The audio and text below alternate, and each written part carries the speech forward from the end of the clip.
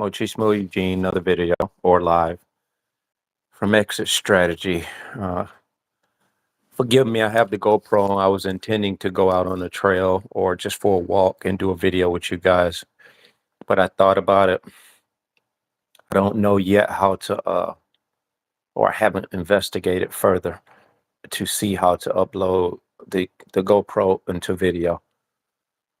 It's not that hard, I'm sure, but I just got to take time to do it. So I haven't taken it off. So we'll sit right here and talk about Wile Coyote and the Road Runner. And if you guys want to share characters when you grew up watching cartoons, what cartoons do you see the narcissist in? I know in Lion King, Scarf is a narcissist. And the reason why I just want to talk and open a discussion about this, because I think these things will do something to change the atmosphere of how we approach narcissistic personality disorder and have a lighter side to how we identify it. Because discussing this doesn't always have to be a serious, die-hard conversation. It can be an educational, eye-opening awareness in a very healthy, uh, conversational way. Because if we want to learn about our world, we have to learn about the things in our world. And this is something new to us that we would rather not have to discuss, but it's very important that we know our surroundings. It's just like when you go in the woods, you need to know what poison ivy looks like, what does it look like visually, maybe even what it smells like, and different things like that. Same with the narcissist. So Wile Coyote is, to me, I could think of many, but I want you guys to come in and share uh, what characters, cartoon characters, that you see narcissist in or a narcissist in. And most, if not all, the cartoons where they're good and bad, that's pretty much what you're dealing with. You just have to identify with how some were narcissists to the point of no return.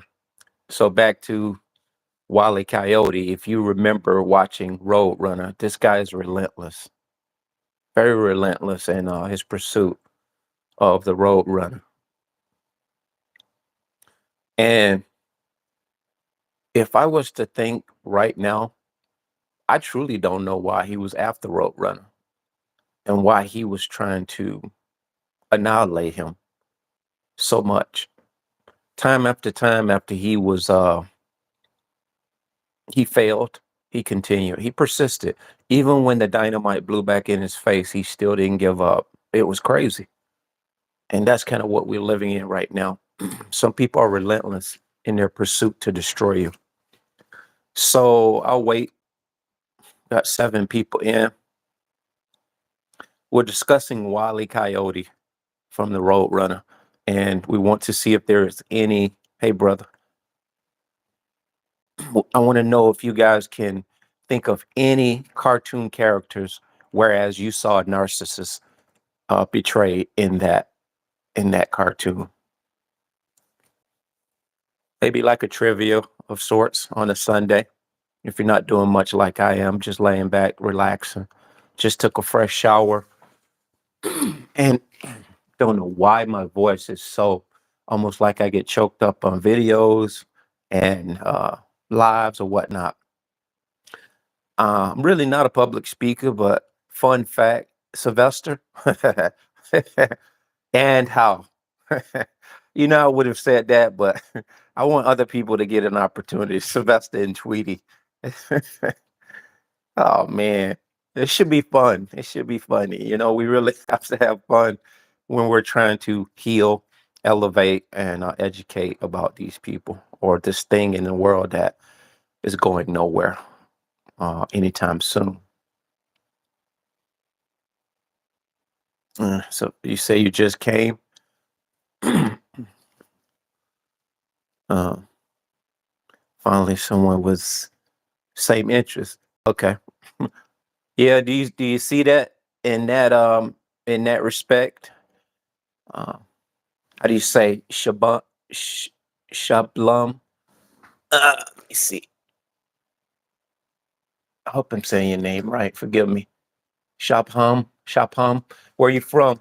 If you don't mind me asking, I'm in upstate New York. So yeah, that that's kind of funny that this guy, uh, Wally Coyote. Oh, Shalom. Shuhalam. Shuham. Forgive me, man. My dialect and the syllabalization of that is terrible.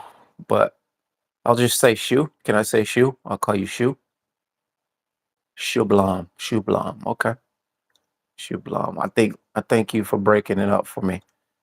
Yeah. So yeah, Wally Coyote is something, man. And we would see episode after episode. Do you know how this was systematically brainwashing us to accept? When I look back, it was brainwashing us and mind manipulating us to accept a repetitive onslaught of this wily coyote trying to chase and pursue and annihilate Roadrunner. But it was doing twofold things. It was actually giving us dopamine hits, dopamine hits, dopamine hits. Because if you ever seen videos or movies where there's good and evil, someone is betting on the villain and betting on someone is betting on the victim to win and someone is betting on the villain to win. And depending on how we're wired, that's kind of how we look at the movies that we see with good and evil.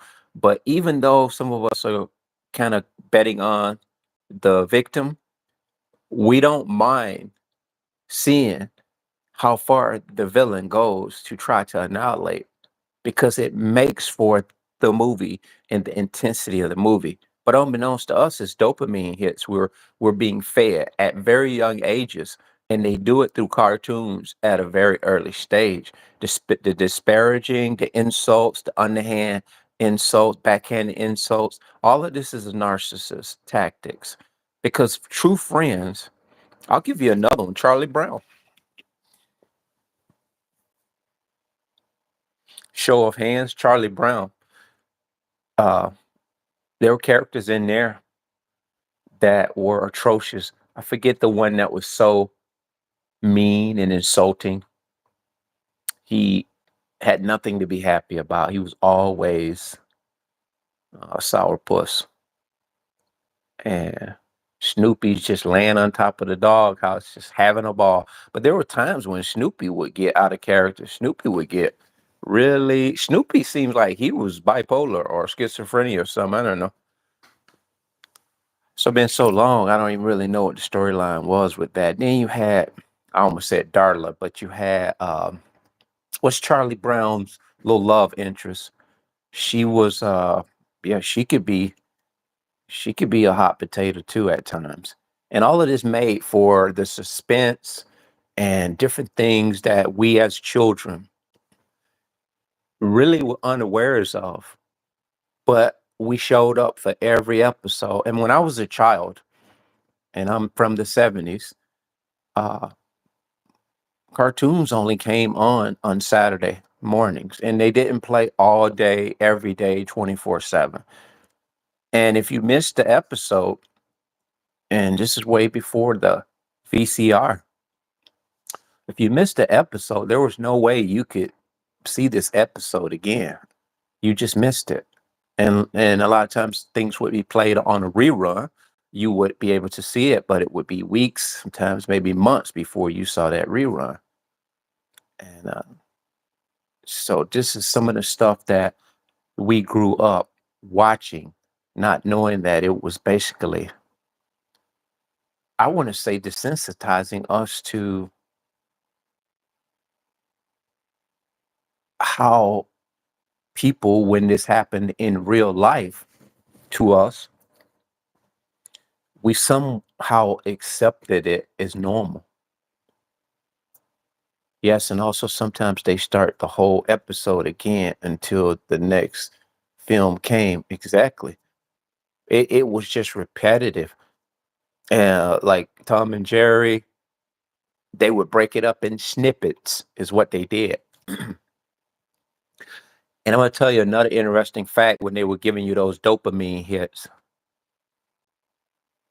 Even now, anyone agree with how a movie, when it gets to a very, very interesting part, they cut and go to a commercial? Back when I was a kid, this is what happens. Now you can watch a movie almost straight through now if you get premium. Just like YouTube, it'll break up a YouTube video in some content creators and it goes to commercials. And some commercials depends on what the algorithms of what you've searched throughout your uh what do you call it?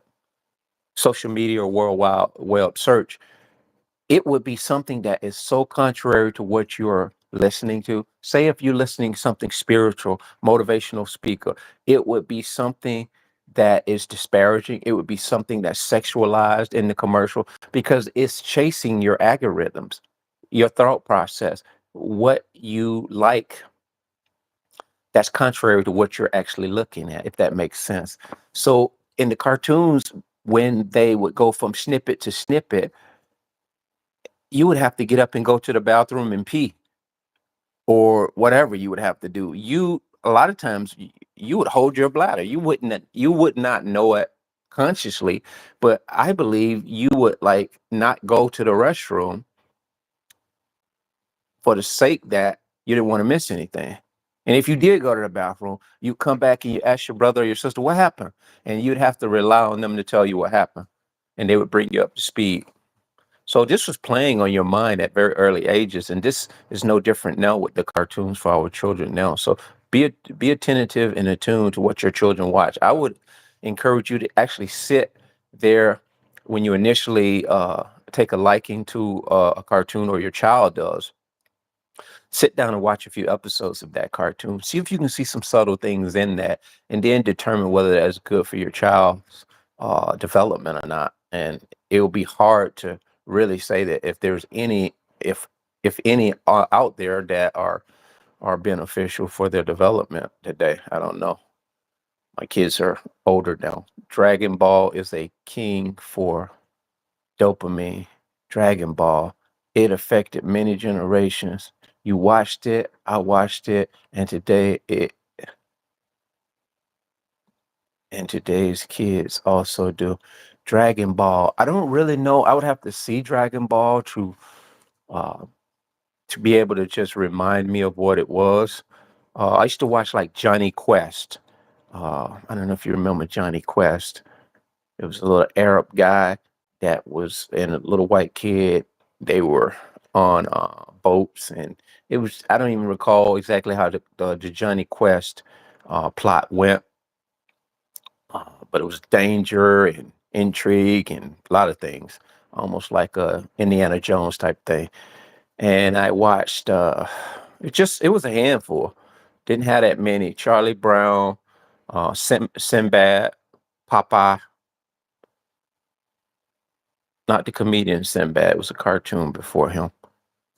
So, like you say, Tom and Jerry, Road Runner. There's only like a few on one hand, if not two. You didn't have that many cartoons coming on at the time.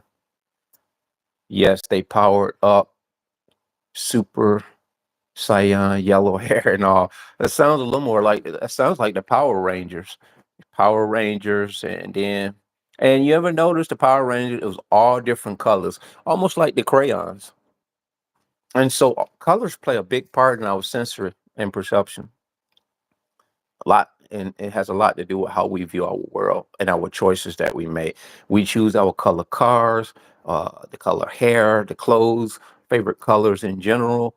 All of this is secreted and through what we adopt coming up as a child, and most of which we think is just something we chose as an adult just on the spur of the moment. But in our childhood development, it had a lot to do with securing or secreting our decision once we were adults. And once we like pick a favorite color, a lot of us never ever renege on that color for the rest of our life. We may end up adopting a football team, and that might sway our color choice or color favorite to some degree. But I don't think for the most part that we would wear that color in a jersey. But when someone asks us what our favorite color is, we often will go right back to that reset or that original color. Mine is sapphire blue, which is pretty much catered towards a few things that are near and dear to me, or things that are relatable to me. I'll put it that way.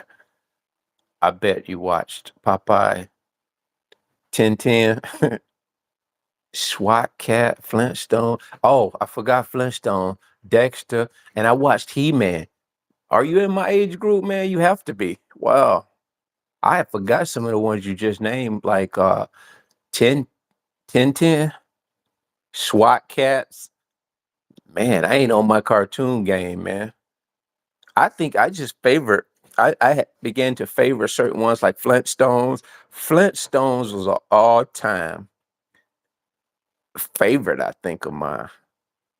Popeye was okay. Dexter, I do remember somewhat. I do remember He-Man. Anybody else want to talk about who they believe are narcissists specifically in characters of cartoons? Um, I really, like Tom and Jerry, uh, Roadrunner. Back then, it was the same plot. Oh, superheroes! You remember that? The Legion of Doom. You were born in '95. How do you know all these things? That's crazy. When you were born in '95, but you watched these shows, what country are you from? Or you mind me asking, where are you? Where did you grow up at? You can tell me that if you don't mind. One was also there. One was also there. The Space Family cartoon. Huh. I remember the Jetsons. I remember the Jetsons. That's kind of where the world trying to go now with the Jetsons. Elon Musk trying to do the Jetsons. I remember Buck Rogers, by the way. Remember Buck Rogers? But that's getting away from the cartoons.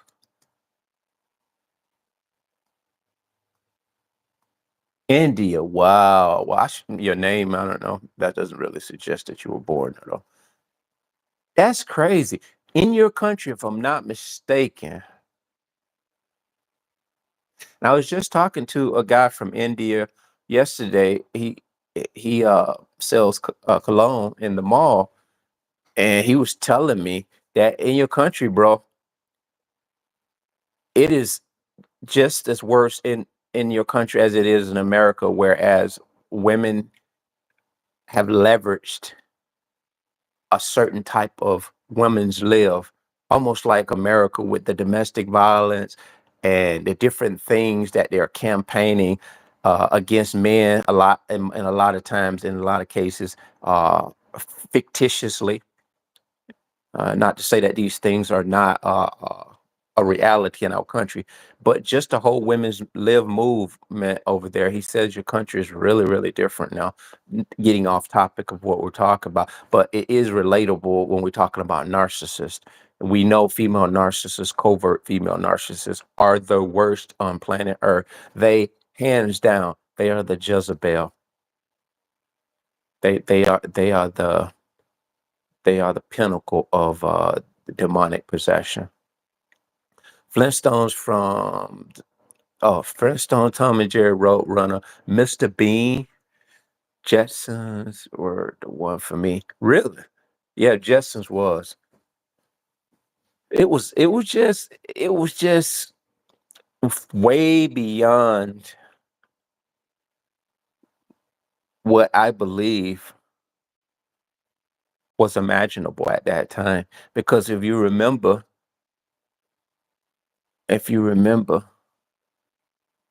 at that time, that aircraft didn't really have, uh, I want to say, a combustible engine.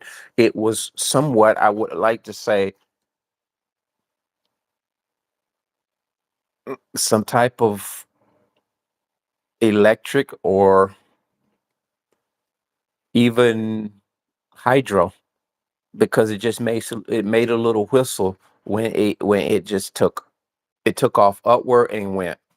So that's kind of where we're living in that now. They have a helicopter that actually can go both vertically and go like a jet, which most helicopters can go that way. But this thing is just a lot different.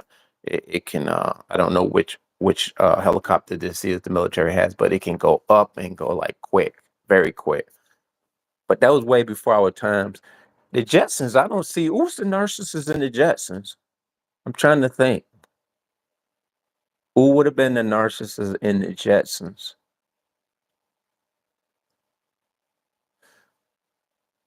But just reminiscing about these cartoons, some of them were just fun-loving shows. They taught us about family. I'll say the Flintstones. The Flintstones were a lot of everything in the Flintstones. Fred uh, loved his wife at the end of the day. Barney loved his wife at the end of the day. You know, Fred and Barney would be at odds a lot of times. Fred, I want to believe he would have possibly been the grandiose narcissist, and he would always take Barney's advice secondary. Barney never had good ideas, and that seems like. Have you watched Powerpuff Girls? I saw them too. I watched them for a minute, for a time. Yeah, I watched them for a time. Don't really recall a lot of the dynamics in that cartoon. Uh, and not for nothing, Shu. I think the domestic, I said domestic, yeah, domestic, it would be categorized as domestic violence if we really think about it. I want to think all of the narcissistic, abusive onslaughts I've gone through in my life, from my cousin them beating us up after we've played with them all day and just bullying us, and all the mind manipulations through family dynamics, growing up being last man out, getting fired from jobs, and different things like that. I think a lot of the stuff that I held near and dear to me up here, a lot of it is just like a fog. And that's what the abuse does for I think a lot of us. We it's just a vapor. And when we go to watch these shows again, it tends to bring all of that angelic, uh, childlike excitement back. Because I don't think a lot of us who grew up in my era, I don't know about you, Shu, we didn't grow up to go out and try to emulate any of the things that were, I want to say, harmful towards other people. We would go out and pretend to be Superman, and we would like knock down a tree or something. That would be the person. Or we would try to, if we did grab one of our friends and try to apprehend them and take them into justice, we would not be mean to them. We would always do it with ethics, because we emulated the scenes just like they were. It was never to demolish or annihilate. But today, anything but. The more blood, the more excitement. Just like gladiator sports from times of old in biblical days. The only actual comedic cartoon I'm watching time to time is The Family Guy. Really? Now, Family Guy, that's a thought too. There's a lot of narcissism in that Family Guy, bro. A lot of narcissism in that. I got an opportunity to watch that a few times. It's debilitating. But ironically, that became one of the all-time most favorite cartoons.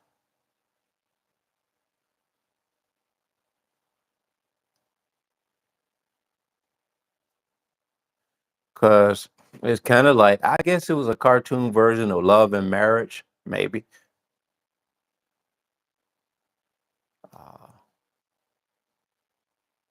what I'm trying to think, Bart Simpson. Bart Simpson, that's a known. Yeah, Bart Simpson. And then we can talk about let's springboard to sitcoms like Three's Company, One Day at a Time, Facts of Life, Different Strokes, Jeffersons, Good Times, Welcome Back Carter, Alice. I mean, Mel's Diner, I meant to say. I think, I don't know what the name of that was. So, a lot of stuff, man. But I don't think any of that stuff back then created such a dark environment in society like shows do today. You know, it started with the provocativeness of, the cartoons even showing the shapes and profiles of women's breasts and different parts of their emphasizing parts of their genitalia. And it's amazing that the men's genitalia was never emphasized with the tight Betty Bop knee high jeans or whatnot. And the woman is always overly sexualized in this stuff. And then it meshes sexuality in with the uh the disrespect, the verbal disrespect, and just a pure dark humor. And we go on in life and we just normalize stuff like that. And we began to tell jokes towards each other that are just so impulsively uh, over the top, insulting, and just for a laugh. And you see that now on TikTok and the shorts on YouTube, just different things like that. You'll see people are going over and beyond just to get a laugh. They're invading people's space. They're invading people's boundaries. They're not getting people's consent in no way, shape, or form.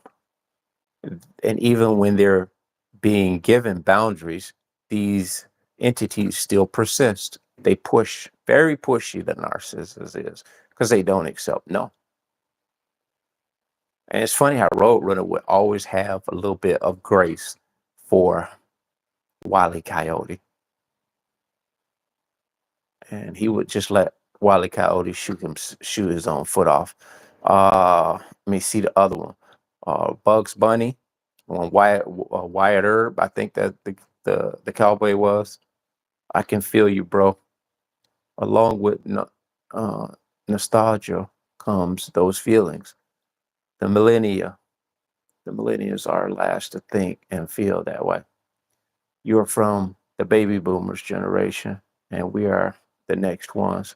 Well, you know what? I think you have a great insight of exactly what your era is, as well as what my era is, and you see the distinct differences. But at the same time, I wouldn't believe I've talked to a lot of uh, millennials, and the ones that you will talk to that are way ahead of their years, that have those old souls, they're in tune. They're in tune, and I believe God's grace and mercy is the reason why they are in tune. Because if it not been for these millennials having this insight in this big boy pants wearing mentality, who knows where our world would be. And they're thinkers and they're talking, they're speaking up. They're speaking up and they're speaking out. So kudos to you, man. We are from the era without any social media. We saw technology bloom from nothing. Exactly. Exactly. I was telling the guy the other day, I said, man, I missed the beeper. And not even, I missed, and I can remember waiting until I got home to make a call, to call somebody because you didn't have a phone. And I can even remember when we got on the phone, my mother would tell us not to stay on that phone but a certain amount of time. Almost like when you go to jail, you had a time limit. People had boundaries that were not imposed, they were insisted upon. And you didn't have a lot of us that rebelled against those. They were in place, not to say that we didn't sneak around and do what we shouldn't have done behind their back from time to time, but we definitely held rules in high regard because we knew those rules came from a place of true love that was for our benefit, and it was for how we were perceived amongst other people, be it our manners meant everything to our parents, and they made sure we knew, go out in society and conduct yourself like you got some sense, like you've been raised. Now the children are raising themselves.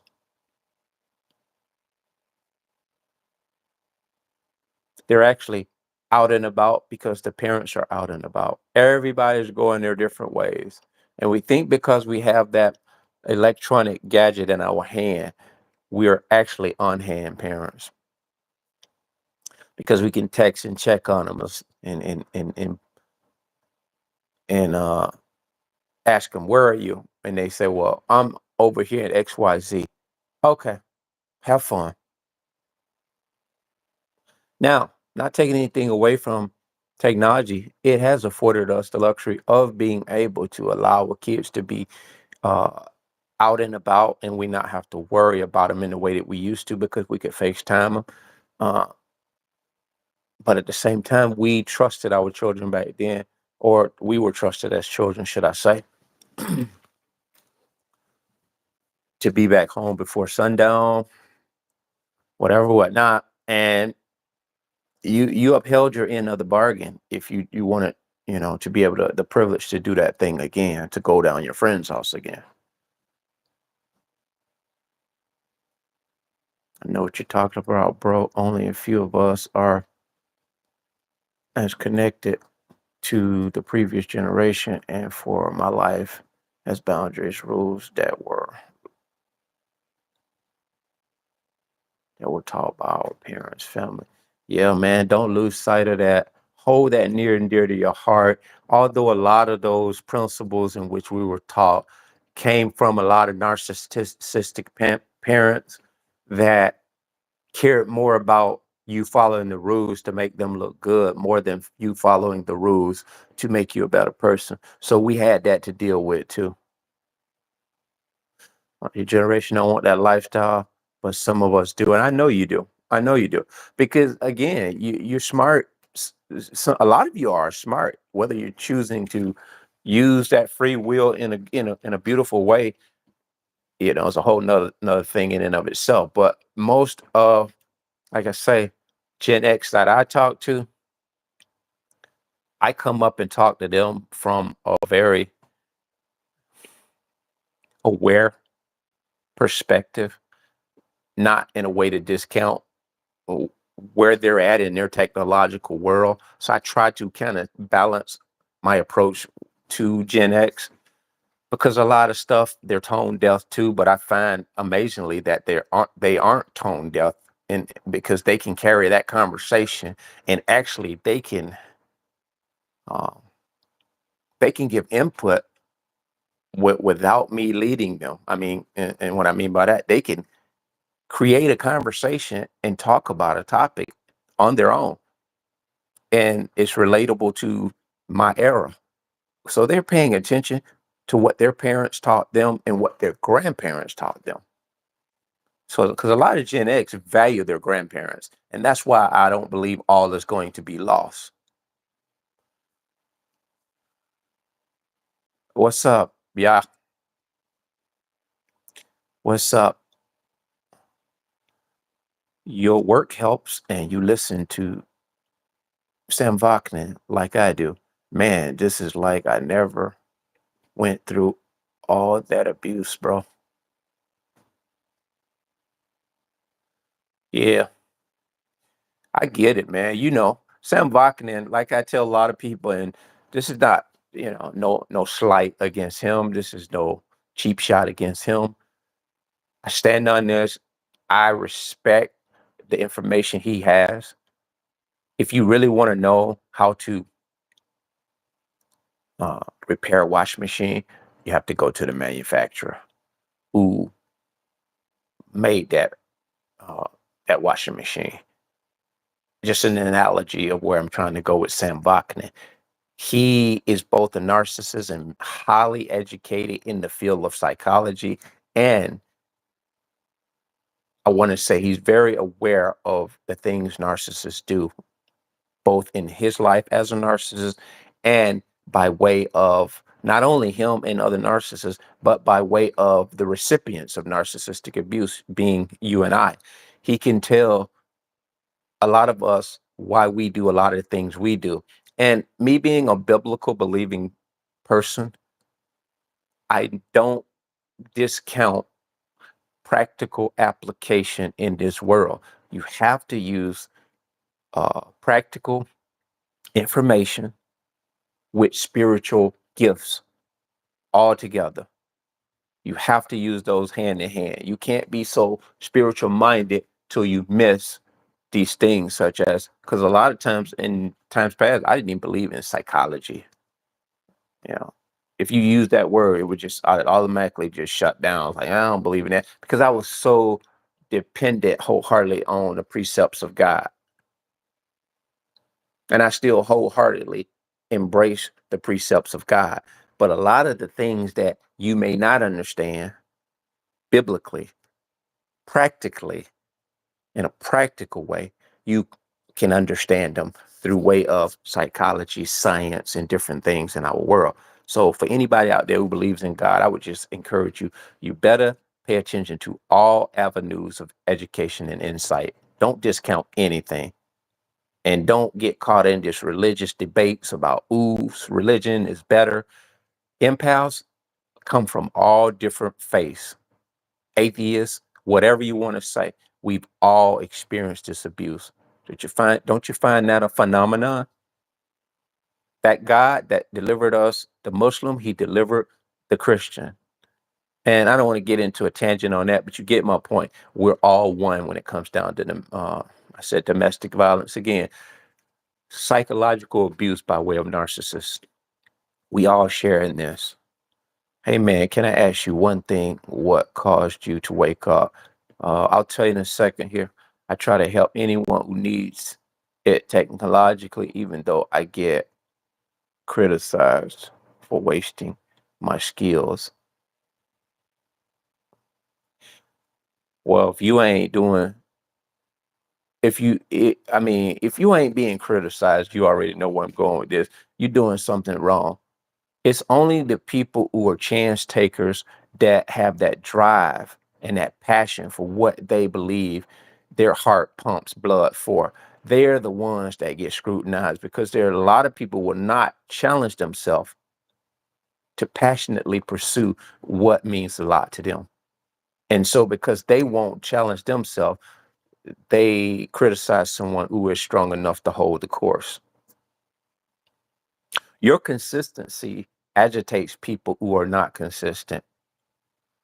Your loyalty and devotion to the thing bothers people who are hit and miss.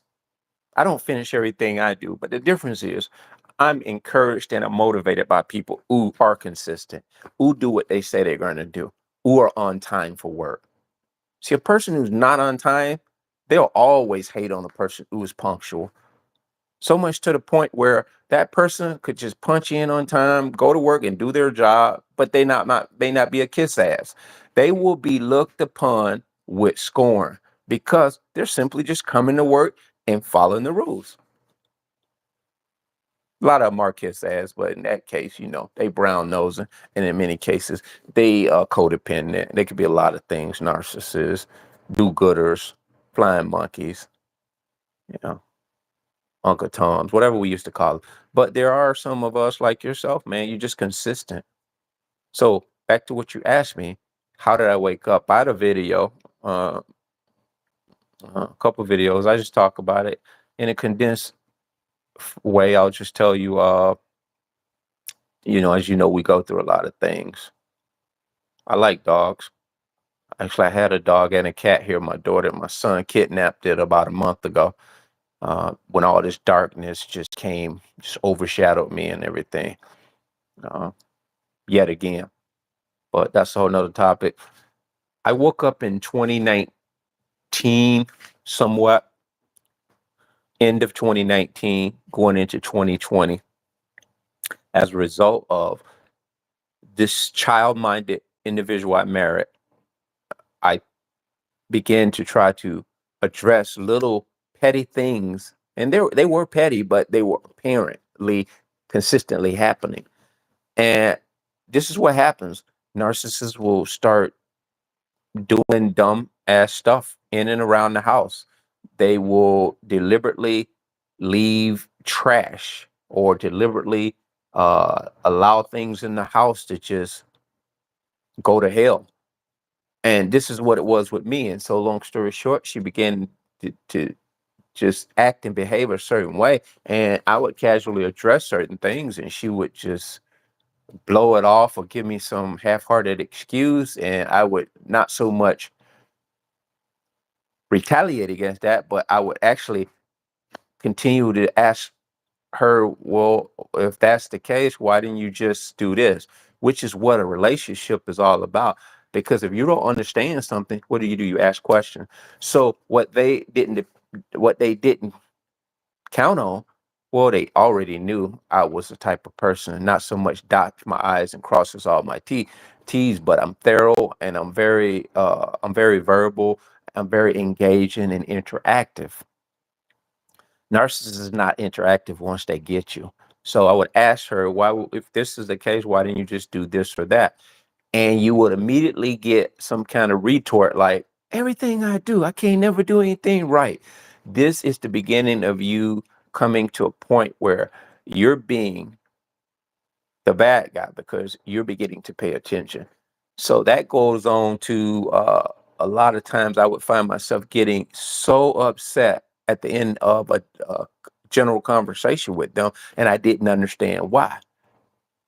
But now, knowing what I know about word salad and gaslighting, that is what they were doing. So essentially, the gaslighting began so much so till they pushed me to a point where I was, I won't say I was on the verge of physically doing anything to them, but basically just began to start saying things out of character to them. So I jumped in my car one day with my children.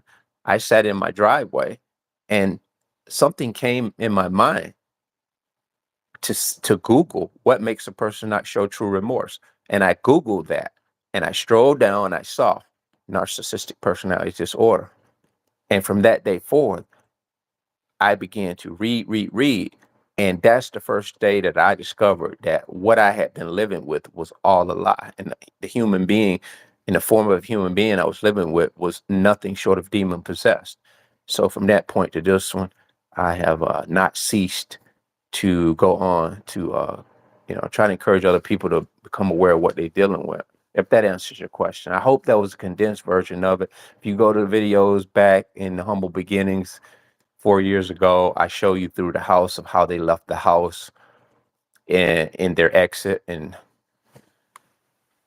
how they uh, printed out some half-hearted papers that says this is how you know he's a narcissist. They use specific pronoun, so they cut, cropped, and pasted everything that has to do with narcissism.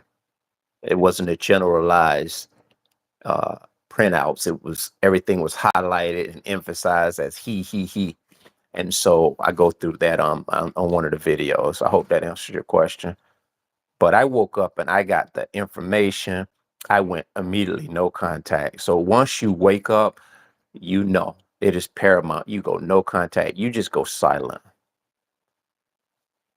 That happened to you? Wow. That happened to you, huh?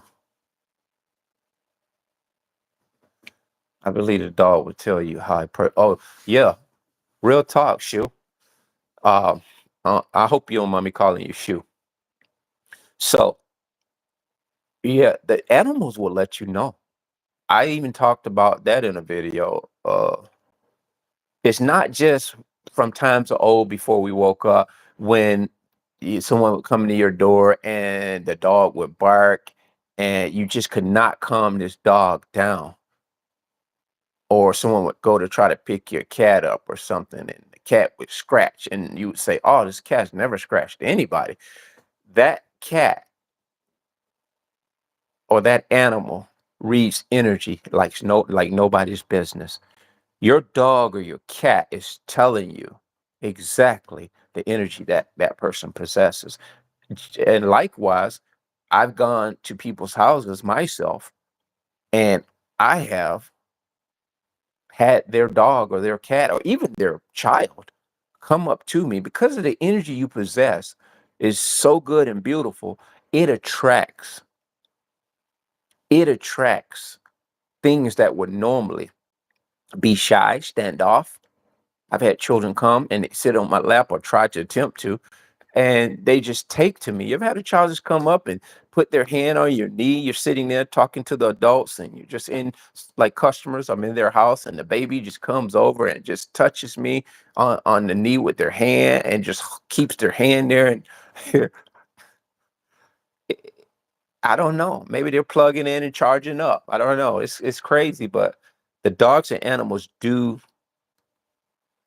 uh do perceive and read that energy. So don't discount your dog if he's going crazy and he won't shut up or he won't relax.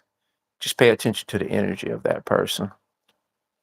Look at their body language because more than likely they shooting you a bunch of BS, but their body language and their energetic frequency is contrary to what they're telling you. If a person is evil by heart, the dog will hate it no matter what. You spot on, Shu. But how many of us have paid attention to this? Most of us, it goes unnoticed, and we'll yell at the dog, "Cut that out! Stop that!" And some people even get a shoe and try to hit their dog. Your dog is warning you, and you penalizing that dog for trying to wake you up. So God sends these different things to try to alert us that there's something wrong. If you're surrounded by dogs, then they sense a good soul inside you. And I'm going to tell you, they can be the most vicious dog. And this is crazy. I'll give you an example. That dog whisper. I don't know how, I don't, it's on TV. But that dog whisper, that's a good analogy of how your energy is if you're around dogs that otherwise would not receive you. They tend to gravitate towards you and they wag their tail and they become docile because your energy calms them. Your energy as an empath, chosen one, is a relaxing, soothing, massaging type of energy. That's no wonder the narcissist is attracted to you, but it soon becomes debilitating because the reality hits them that not only is that a good energy, they can't possess it. And so that's when they go on to try to snatch it from you because they don't want you to have it. Misery loves company. That happened to me too. Daima, what happened to you? Tell me. Diane Lynn. Let me get some better glasses. Give me a second. I use the glasses just to see the camera.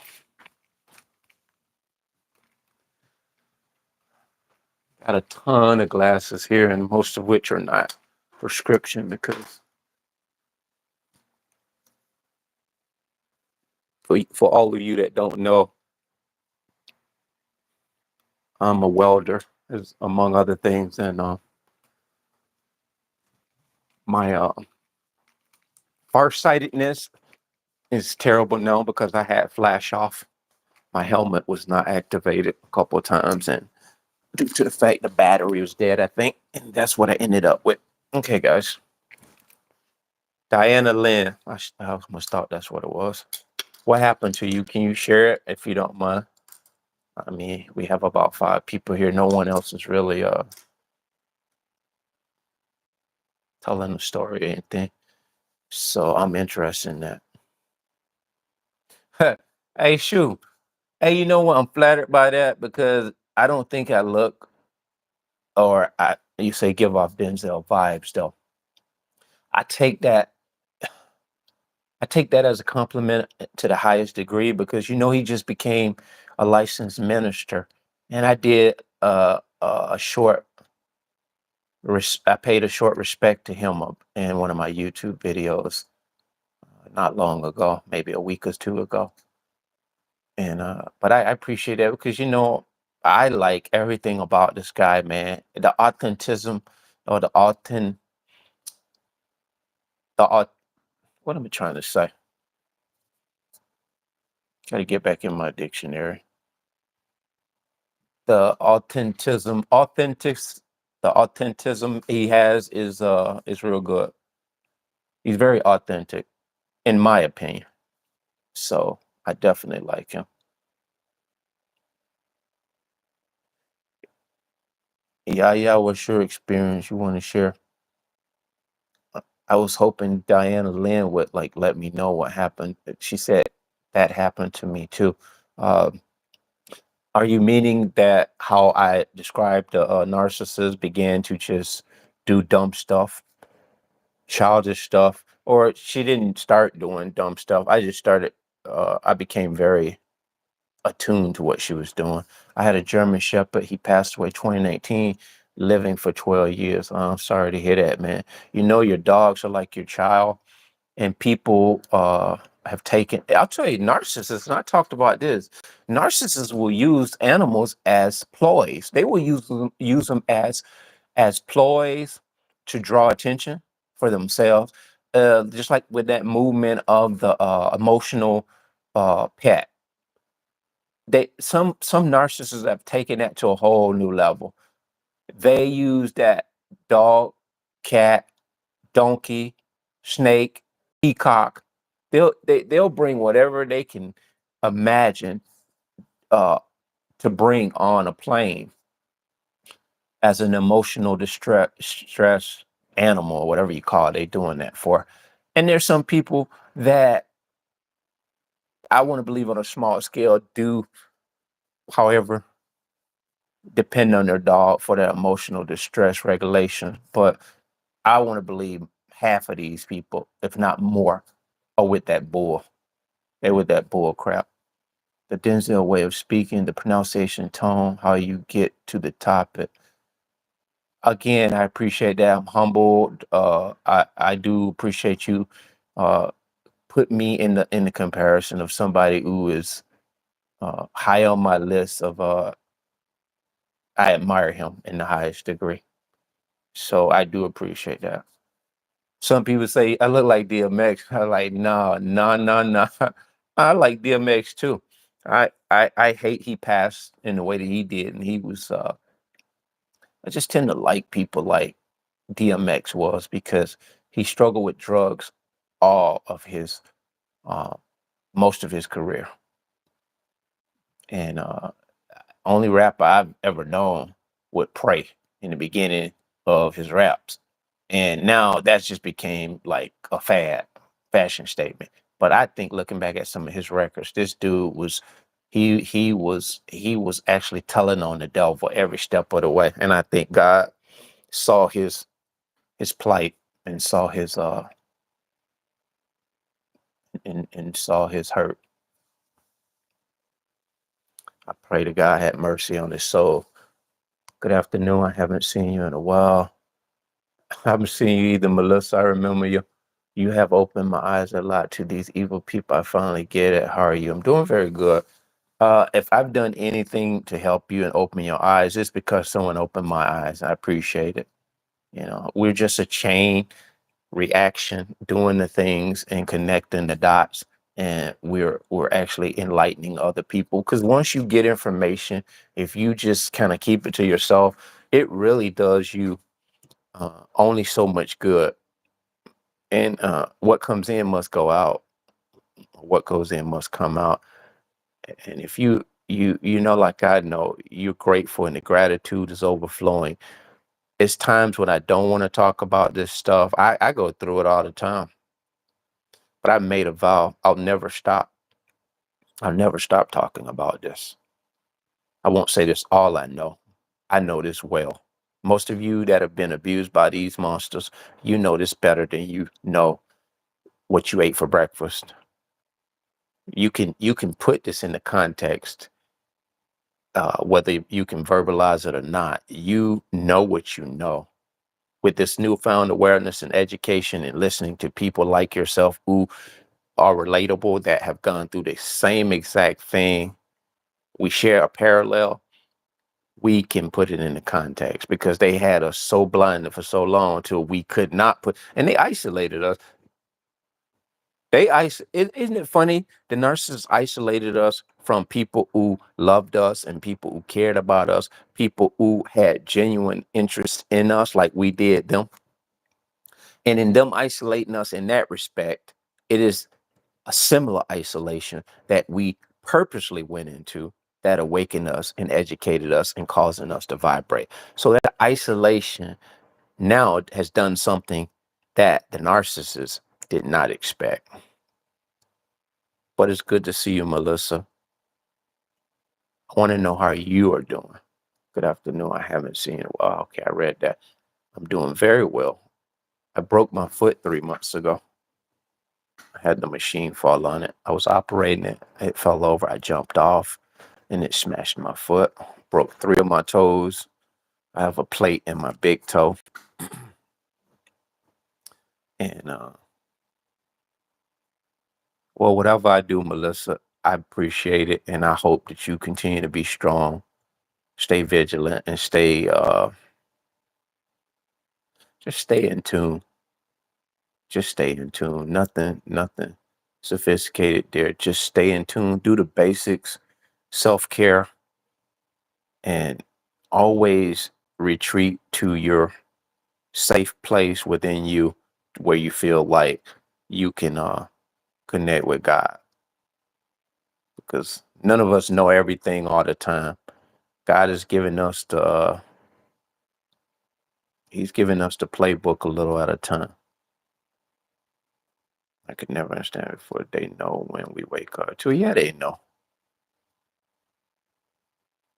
My foot is doing tremendously better. I'm gonna do something that I wouldn't normally do, but I'll do it just for you guys.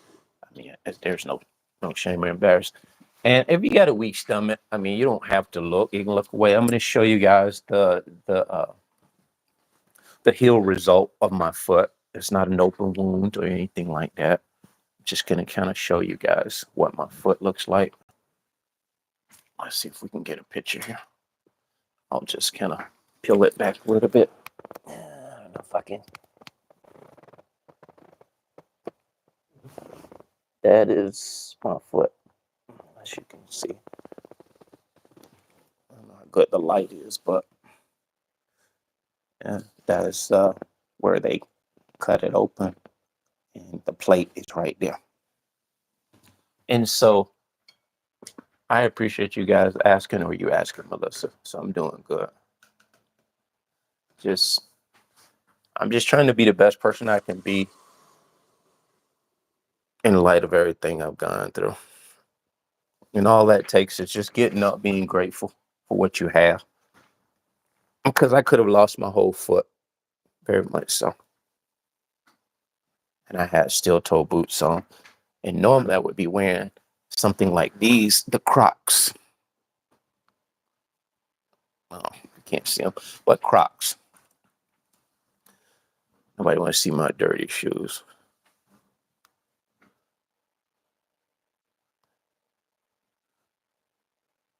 Oh, you remember when I broke my foot? So, what's up, shoe? You said, please don't mind my words. But for America, I must say that I've seen people laughing at Indian culture when children live with their parents and ask how that works. In India, we cherish relations. I do understand that. I have Yemenis neighbors, and I know the Yemenis culture, which I know may be a lot different, but live with our parents to support them at all age as they once did for us when we were, Italians do that, Polish do that in America, United States, upstate New York, where I'm at, even back home, Alabama, where I'm from. Grandma used to keep Crocs are comfortable, very comfortable. Let me tell you something, Shu and Melissa. We know this. Do you know the things that you're just pointing out, Shu? All of that is narcissism at its very worst. The criticism of everything beautiful and wholesome. People prided themselves. We grew up. Alabama, our grandmother or our mother would keep our child, and we don't even say keep or watch. When we went to work, or when my mother went to work, we went to grandmother's house. We were at grandmother's house when mama wasn't at work. Grandmother was oftentimes primary parent. We were over grandma's house more than we were at mom's house. And mom wasn't in the street. Mom was just probably cleaning up on her off days, cleaning the house up, and what they did afford mom an empty house. So we wasn't running across the floor when she was mopping the floor. So these things that people criticize now, they have taken the most sacred thing. Like Italians, they grew up Polish, they grew up and became adults and still lived with their mother and their father with their married wives and had children within the house. It saved money, but more so, it was the camaraderie. Nobody ever pushed anybody away from. Uh, it wasn't an emptiness. It was pride for an adult parent to allow, and it was almost expected when they became adults. They could move away, but they could come back home and live as long as they wanted to. No, not anymore. Not anymore.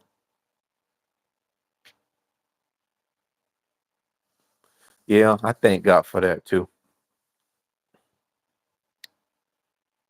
I got ran over by a car 2 years prior to this, ran over me, and I talk about that in the video. Ran over me. I actually slid up under this car. He sideswiped me, or he was almost head on, and it ended up like slamming into the side of this SUV, and I slid up under it, and he impaled me near the right rear tire, 6,000-pound SUV at about 45 miles an hour. And he dragged me about 100 foot up under the car. And the only injuries I sustained was my knee and the back of my leg, to which, I had the meniscus surgery done on.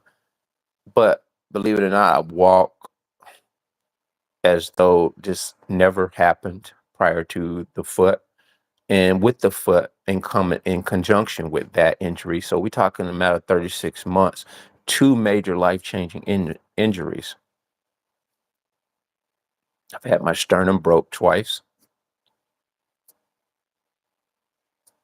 in the 2000s era. I think actually, the first time was in 98 when I was incarcerated, and the next time was 2014, 2012. So there's a lot of injuries that normally were supposed to be life-threatening and definitely life-changing. Here I sit. But all of these things pale in comparison to the narcissistic, abusive uh, injuries. They do a number on you, man. They do a number on you.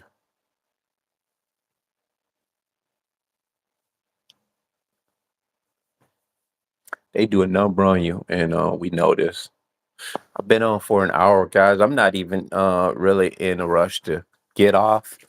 I only have a small audience when I come on live, but I enjoy just even one person that is relating and actually sharing some of what they have to share. I talk a lot, but it is very, very heartwarming to hear you guys chime in and say hello and, give me your take on life and different things. I appreciate that, Melissa. And I think you may have that same angel around you, because in order to see that in someone else, that motivation comes from the very light that's within you. You give off what you have. You give off what you possess. You can only give what you possess. No more, no less. I mean, if it's real, you only give off what you possess. Much like the narcissist gives off only what they possess. And that's unfortunate. For anyone who didn't know, I don't intentionally come here to disparage narcissists, to really like just put them down, to build myself up. Had it our way, we would rather be talking about some things that are all about life and living and loving and sharing, which is what we still will do. But unfortunately, uh, because of the hand of God opening our eyes to this darkness, we must speak about it, and we will, with no apologies. So just putting that in perspective, guys, there are no apologies to be given for a narcissist. USA is the biggest seller and manufacturer of arms. I am updated about the things happening worldwide. If arms easily available. And you know what? I don't know if you know about Remington Arms. Guess how close I live to Remington Arms? That's in Frankfort, New York. It's 15-minute drive from me. Remington Arms. Quite a few friends who work there. They shut that down. Someone just purchased, or there's a purchase, a person who's about to purchase that. I don't know if they're going to continue to manufacture arms in there, but the Remington firearm, which is synonymous with firearms. You've heard that name.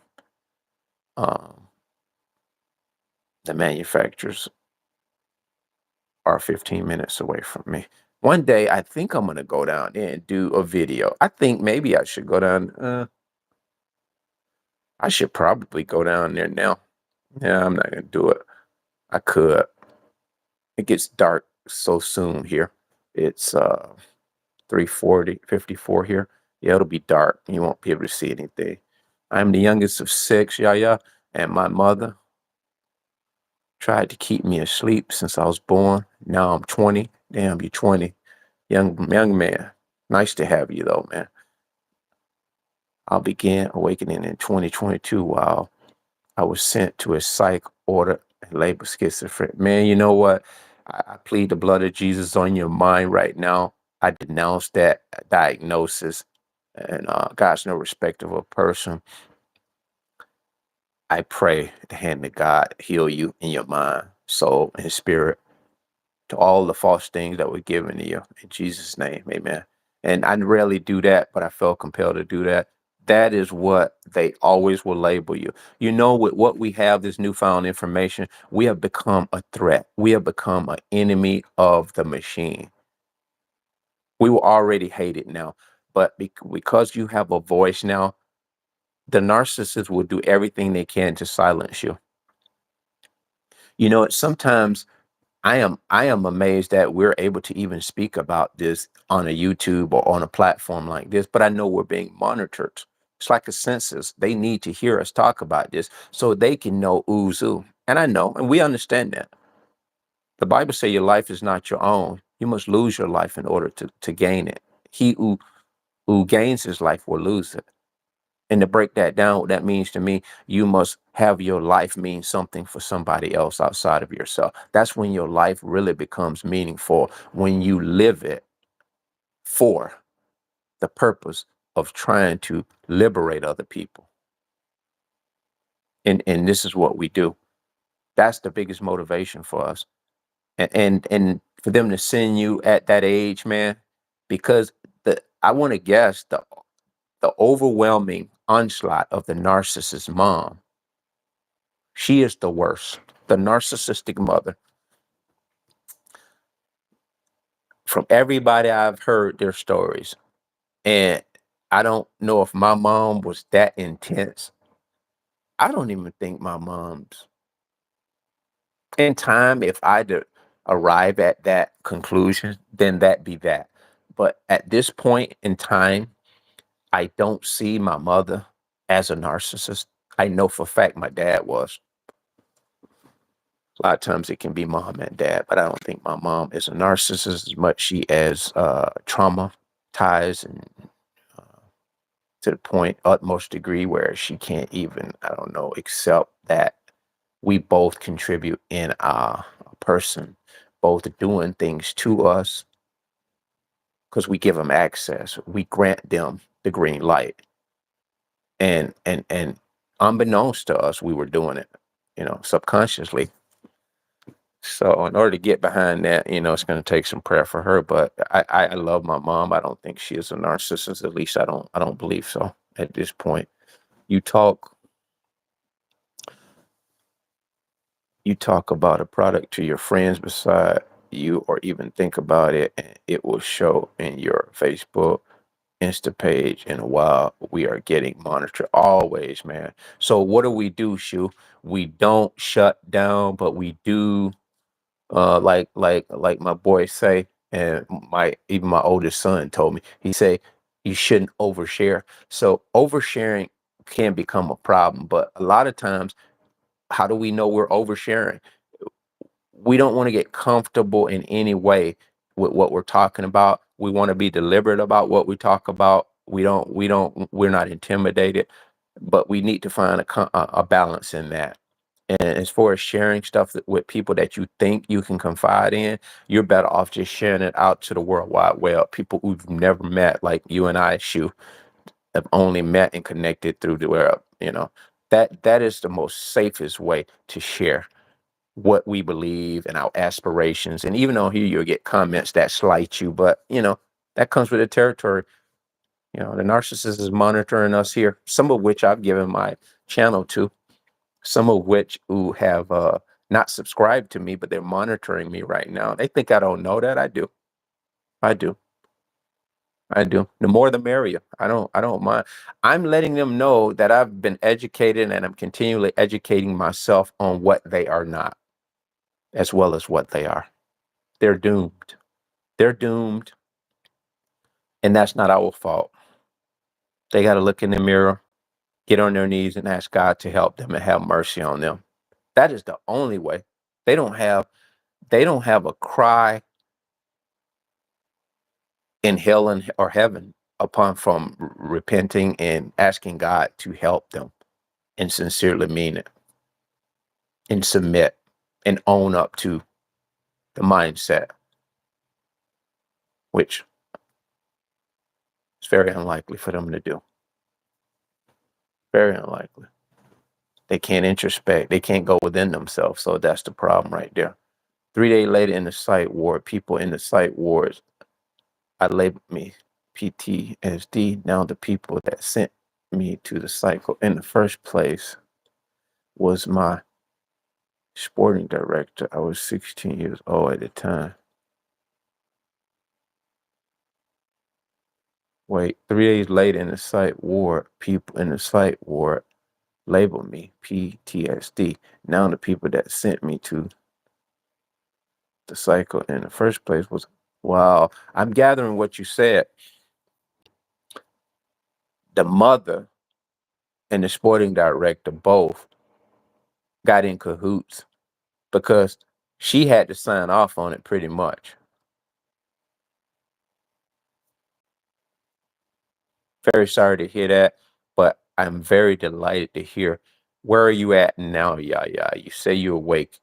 You've distanced yourself from that mother. And when you leave and you move on and you wake up in silence and you move a different way, and you don't give them no indication. You don't give them any kind of uh, uh, leverage as where they can, like, say, recommit you, and they're at a loss for are we going to get rid of him now? So you're a threat when you become silent and you move in silence and you don't display anything to give them a leveraging. You can't overshare. You have to use a technological device in today's era. You can reject it, but it will create problems for you only. You can use a keypad phone with 2G network. Yep. Very, very, very true, Shu. Yep. Yep. Yeah, you really, yeah, can't reject what is been imputed in you by the divine creator. You have to channel the strength within you. They're there for reasons. Don't allow people to put that light out in you.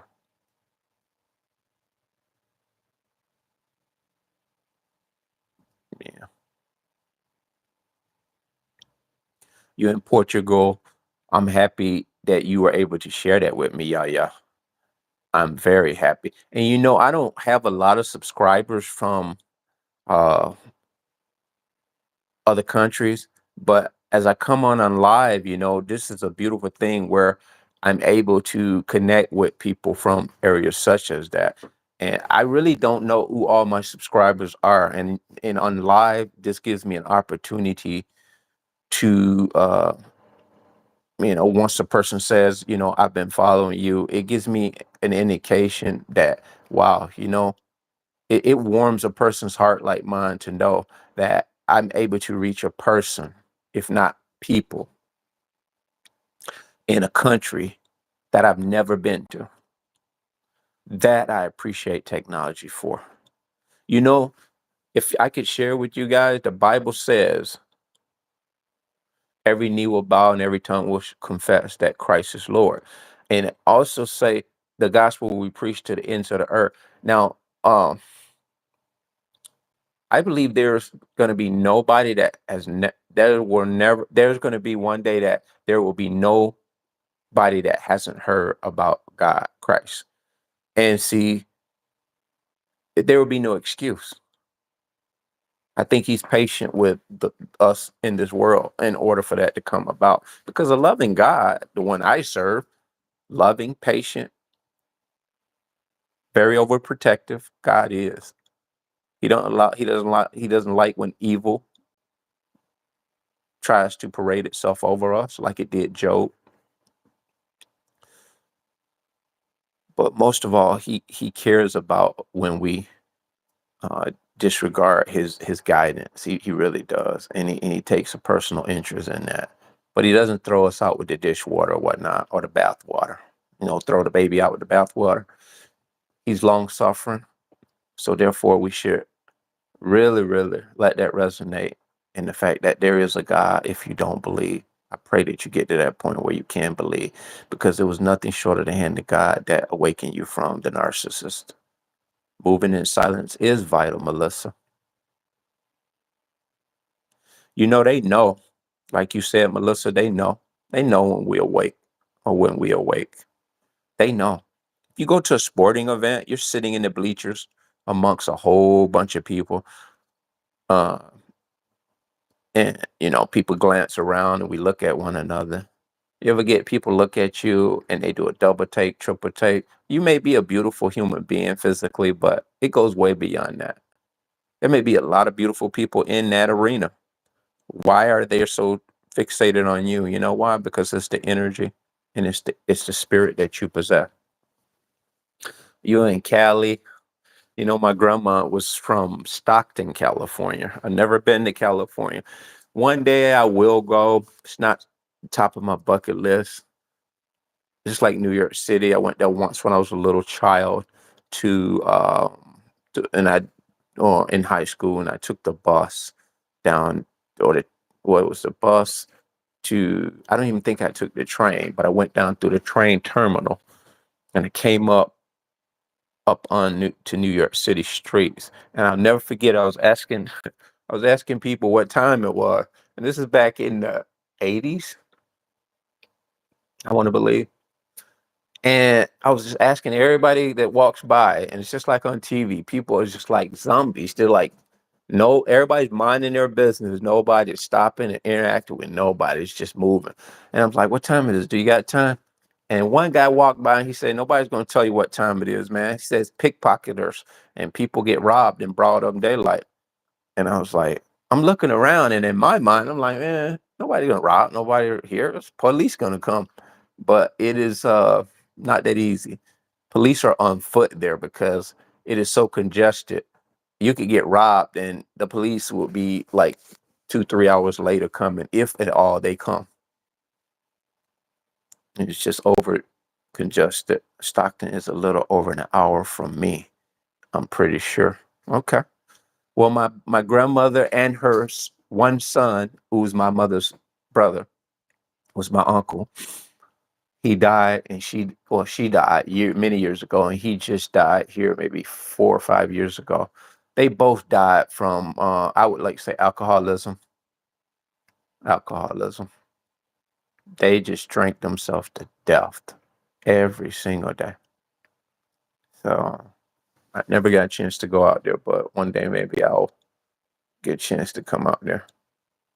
You know, it'd be delight to meet at least one person face to face that I've gotten to interact with on here. I'd like to meet Dave from Narcology Unscripted. You have a Remington gun, Shoe? I think most people either own or have had or know somebody that has a Remington gun. I'm an ex-convict. I'm a felon. So in this America, United States, I'm really I'm penalized from owning a firearm. Even though I went to prison in the 90s for domestic violence, it was no firearm involved, but it's considered a violent crime. So therefore, I'm penalized from owning a firearm. I've never had a crime that involved a firearm. I've never used a firearm on anyone or anything. And I've been told I can get my rights restored to own a handgun, but I've never gotten into it. Thank you for saying that. That brought me to tears. I just saw your comment, Melissa. Oh, that's so sweet. You know, crying is a wonderful thing. It lets off a lot of endorphins. I want to say endorphins, and it releases a lot of stress. So if you got to cry, girl, cry. Tears of joy. That's what they should be. You know, narcissists cry too, but they got crocodile tears. And man, if you really know, they ain't even really. I mean, if you pay to the trained eye, you could have a lazy eye and know a narcissist is with the BS. That's how unauthentic they are. And that's when you know your elevation of your vibration is really good. Uh, just had an incident where my twins' father just passed away. These people, they don't grieve. They don't grieve. Their only concern is they lost somebody on the food chain or the head honcho, so or the leader of their shit show. So now they've adopted my children into the pyramid scheme of their demonic overthrow. And I know this, I'm very aware of, and I just pray the blood of Jesus over my children's mind and spirit.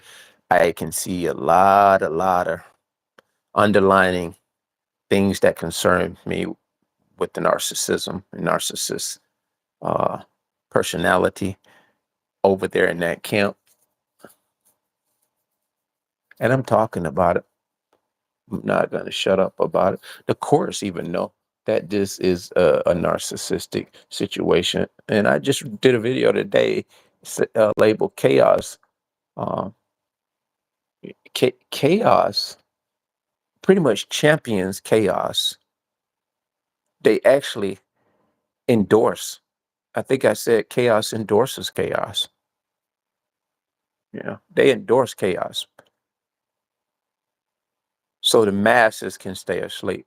They will, narcissists will become allies and pledge allegiance, but they hate each other. They will pledge allegiance to overthrow the woke, if that makes any sense. So we got to fight on our hands, guys. It's not just the narcissists per se that we dealt with, that we have to deal with. It'd be total strangers that be unifying with the narcissist's ex-wife and husband that we speak about to the wrong person. They will become allies with that narcissist. You'd be crying on these strangers' shoulders, and you could very well be talking to a narcissist, and what you're giving them is intel on what you know about narcissists or narcissism, and you could be talking to one and talking to them about your ex. They can in turn pledge allegiance to them indirectly, whether they ever speak to the ex narcissist or not. They will move in ways that they will be in conjunction with trying to see you destroyed. They will begin to smear you. They will. So what you did was aided them in what you know. Now you've added just one more enemy to your list. So that's something to watch out for. Make sure the people you confide in, if you confide in them in any way, shape, or form, I would suggest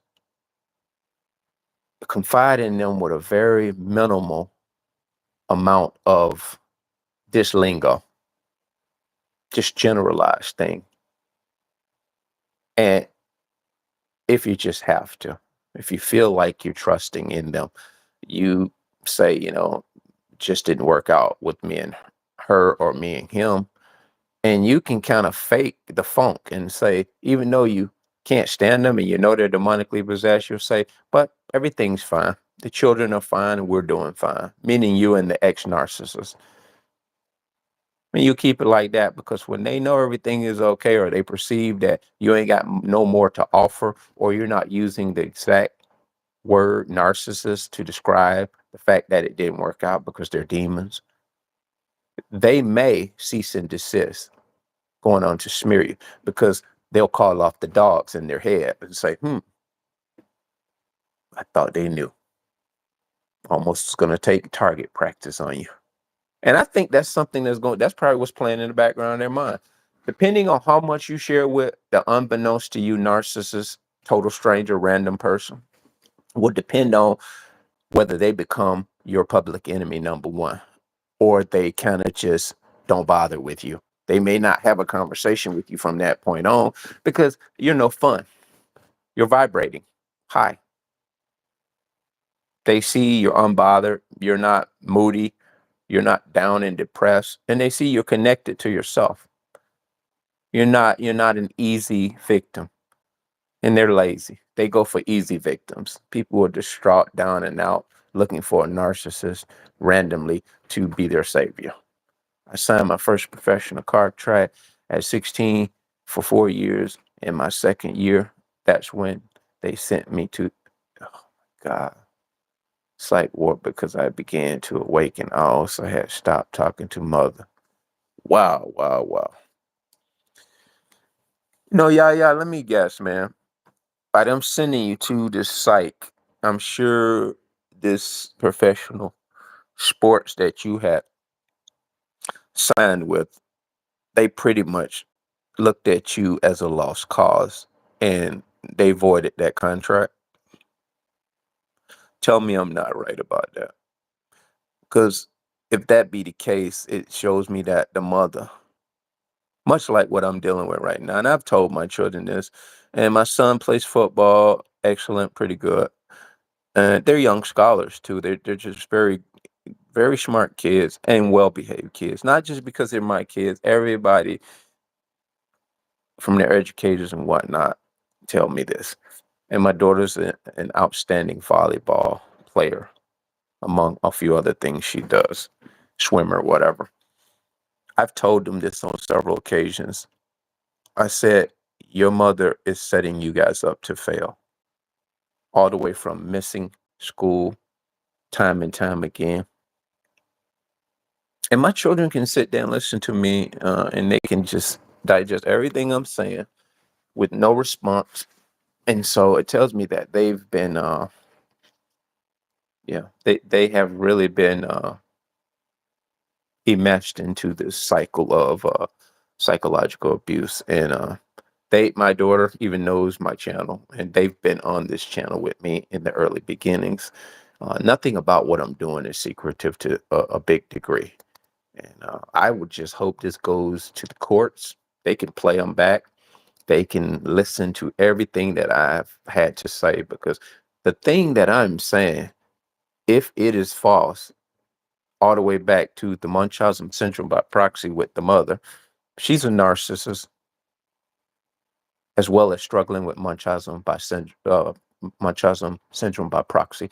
Now, there are cases where people who are narcissists can also deal with multiple things. Schizophrenia, they can be narcissists with Munchausen syndrome by proxy issues, just Munchausen syndrome, always talking about they're sick or causing illnesses to their children. Because you got to understand, they are the ones who've gone to pretty much, like, say, a buffet, all you can eat. That's the best analogy I can get you to take the short way home on this. We all frequent that buffet. Some of us go in there, we're thinking in our head, we're going to rack up on these people for $15.99, $16. We're going to eat them out of house and home. And what happens is, if anyone who's been to a buffet, you go in there with the express intention, you're going to eat everything that's not nailed down. But you get so excited about eating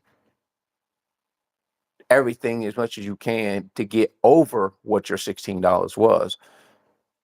So you begin to get multiple plates, a lot of times 2-3 plates, and take them to your seat at once. What happens is you end up getting full prematurely. This is what the narcissist does when you find one that's a narcissist. And a lot of people haven't talked about this. I'll talk about this more expressly as far as, you got the narcissism with the borderlines. A lot of this all in conjunction. This is a narcissist that goes to a buffet and they actually piled and played up. So back to the analogy of that, where it pertains to narcissists who have multiple things going on. All of these things are centered on attention. Munchausen syndrome by proxy, it is centered in attention. So they harm their children and anyone who's put in their care for the express reason a narcissist does, attention. And so this is a narcissist who piled not one plate up, but they have grabbed everything that wasn't nailed down. Okay, give me this disorder. I'll take this. Anything that pretty much deals with me, spotlight on me, spotlight on me. And this is what that mother is dealing with. Multiple disturbances. And this is what the devil does. He'll load you up, especially if he sees you have a greedy, dark mind. And some narcissists are running around just like this. They're not only narcissists, they're serial killers. They're not only narcissists, they're pedophiles. They're narcissist pedophiles. And, they're narcissist rapists. They're narcissist murderers. So when these crimes happen and you get serial killers, they're not just serial killers. They are narcissists as well as serial killers. Bernie Madoff, narcissist. There was a doctor that exchanged people's cancer medicine and diluted it with water.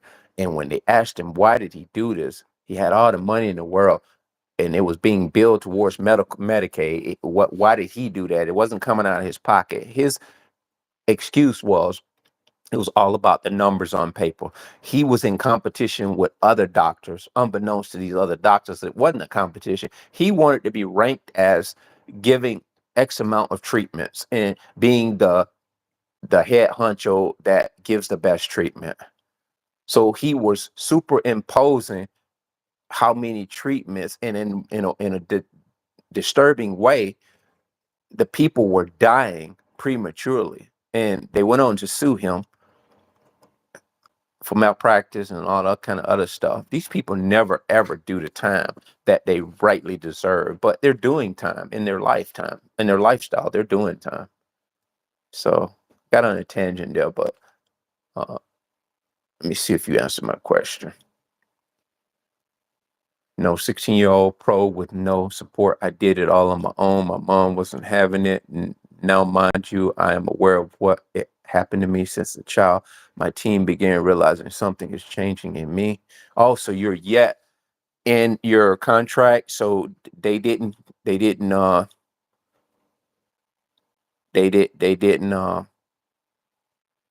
renege on the contract. You're still involved in this contract. And if that's the case, man, hallelujah.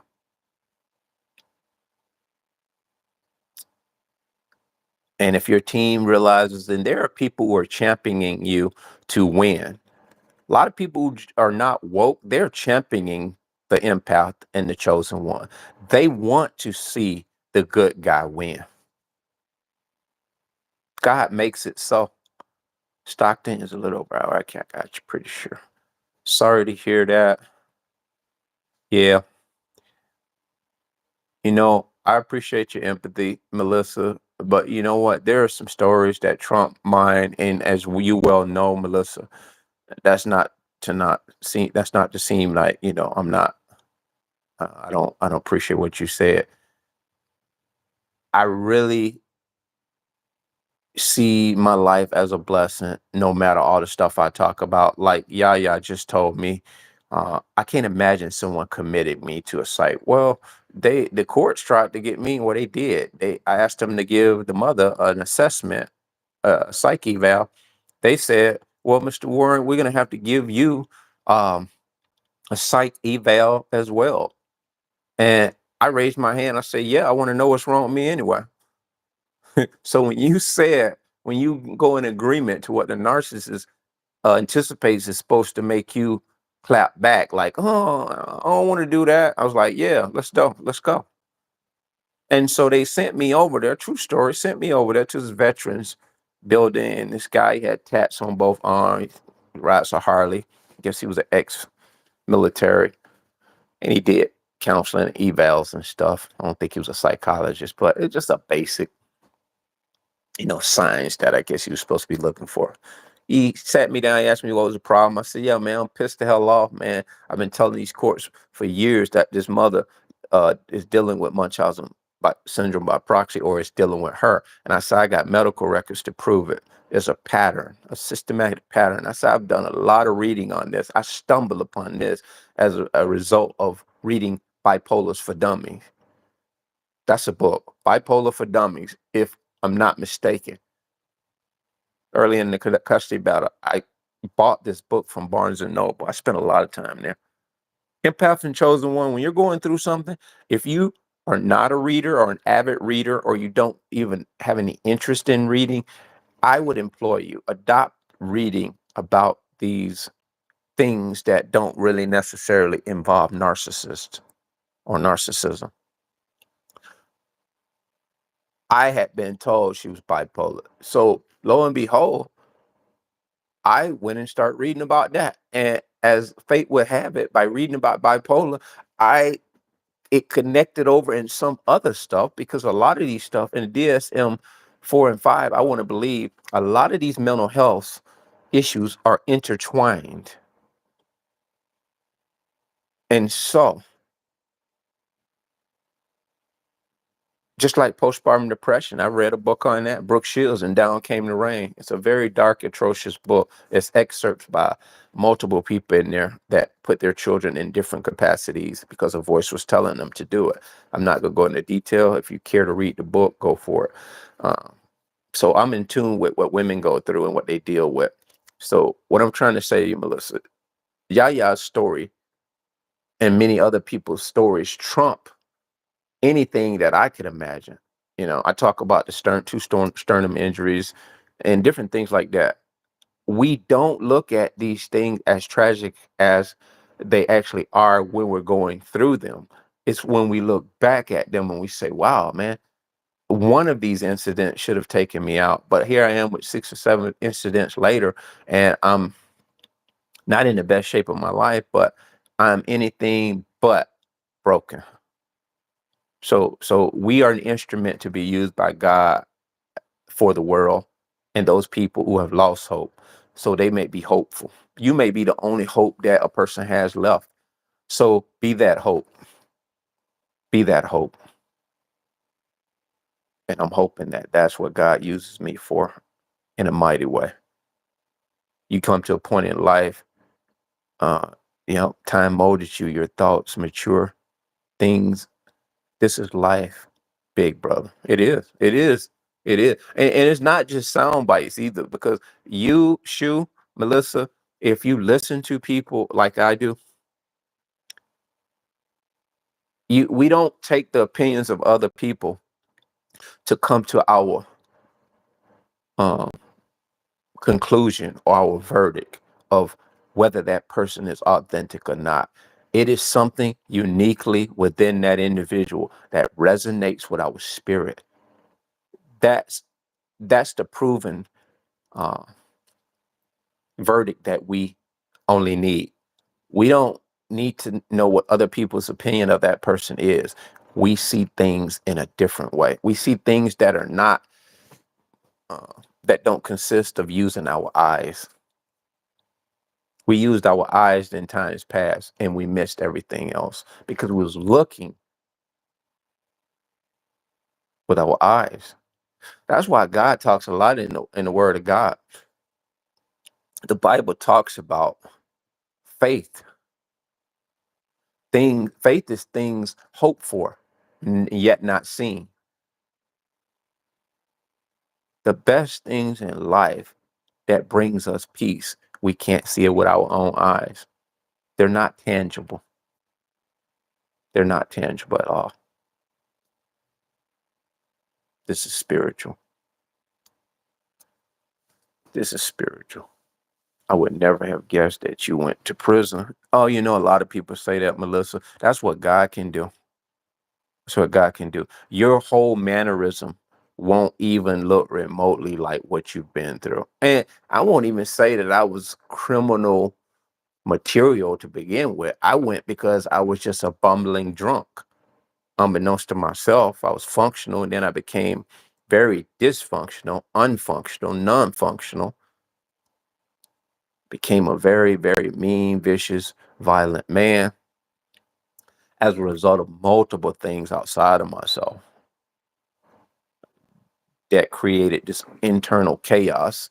You know, what you call sins of the father and mothers and forefathers. Some of us are paying for the sins of our forefathers, or we are experiencing the sins of the cursed that has been befallen our family. That's why God is making and raising up curse breakers. If you're chosen one empath, you're awakened from narcissistic abuse. That is just a prerequisite of God using you as an instrument to be that curse breaker. Trust and believe what I said. You can trust that. I felt the Holy Spirit earlier when you said that we recognize each other. I felt in my heart, only God, only God. Very true. Facts, facts, facts, facts. Laugh out loud. Fake. The funk. So true. Yeah. Soccer. Man, I would love to see you play soccer. My next door neighbor's kid, he's an outstanding soccer player. And I'm gonna weld him a custom soccer net. I don't know if I even told him. I told his father. That's the things I do for my neighbor. We kind of got like what you call a shared driveway. He's one of few people when I woke up, I began to share all this stuff with him. And he's one of few people that I don't sense he's a narcissist. I don't sense that he's like curving the information I've given him. He's Ecuadorian. He is just a beautiful, unique soul.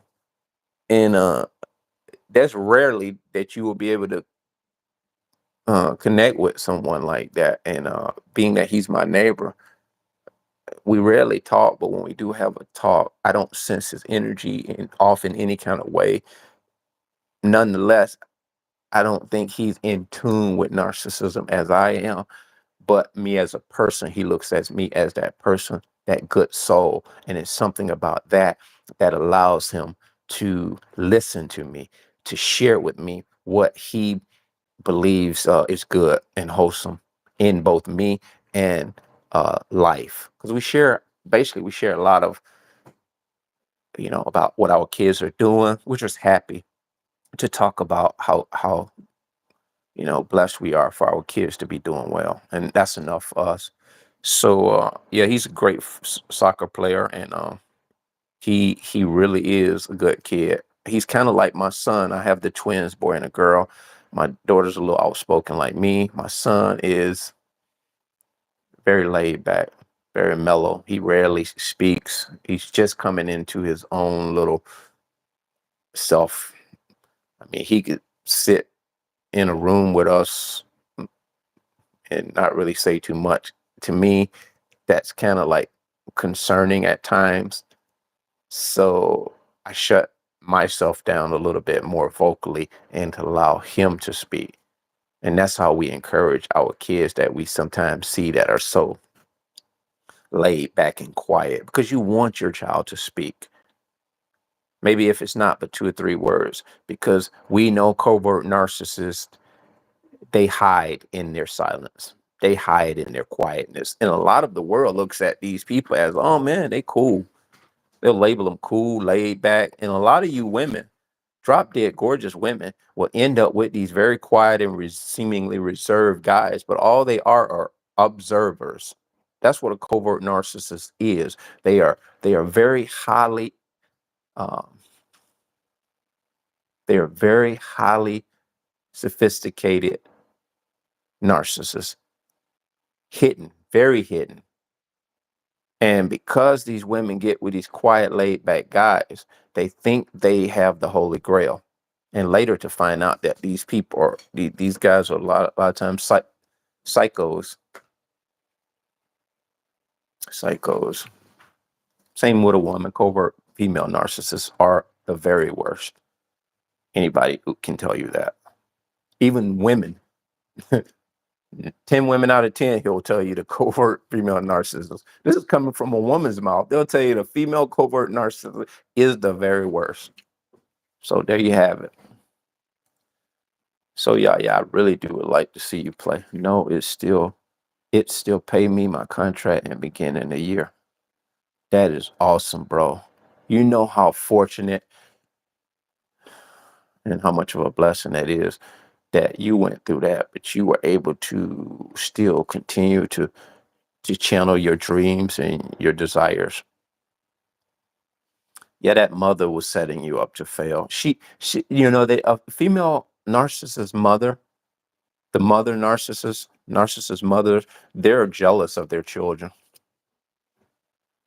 If you're a son, she's jealous. If you're a woman, female, she's jealous. Plug my phone up. Just alerted me 5%. Well, I can't plug it up. I have the microphone monitor in there. I've been on here about an hour, 48 minutes. I would probably love to stay on here with you guys a lot longer. What do you guys want to do? Think I should just stay on until the phone dies? I don't know if it'll shut the live off if the phone dies. I wonder if it'll still be open. I'm new to live, man. I've done about 20 lives. All of them are probably terrible, but I come on, they're organic. I talk and I share, and some people come along later and view them. So that's what it's all about. Shoot. Going to sleep, brother. It's almost 3 a.m. here. We'll catch up next time. Nice talking. You as well, Shu. And I thank God for you, man. You're the first one I think came in on the live, if I'm not mistaken. And you rode all the way, bro. I pray the blessing and the peace be upon you until I talk to you again. Okay. I really mean that. And thank you again. Yeah, yeah. 4-year deal started in 2020, ends in 2024. So basically, New Year. Wow. Where you think you're going from here? Yeah, yeah. You're gonna man, it'd be nice you come. You should can you send me a link or at least type a link on where I can go see you and tell me what number you are and I'll go on YouTube or any outlet I can find to see you in action. I would do that and support you like that if you don't mind. Just to let you know, I really do uh, love and appreciate you as a person. I know this guy that will park in a spot that another car is waiting to pull into, and then he will literally run to the door of the bank to get ahead of anyone else and old people. Well, listen, I don't. I tell you, you got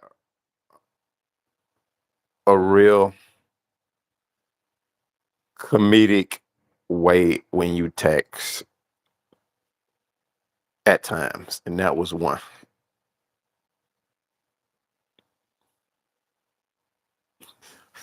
You listen, you never been able to figure out why he runs ahead of people.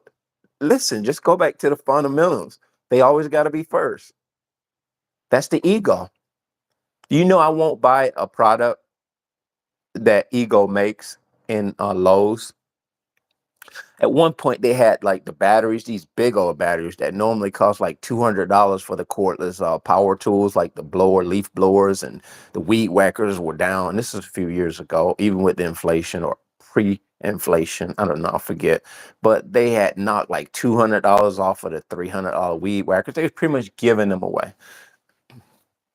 And I resisted. And it wasn't even a matter of resisting. I walked past the damn thing like they were the plague. That is how sensitive I am to anything that resembles such an atrocious label, such as an ego. We all have ego. It's something called the ego death. Empaths, we must work on trying to kill that ego. Not in a malicious way, but what kills that ego,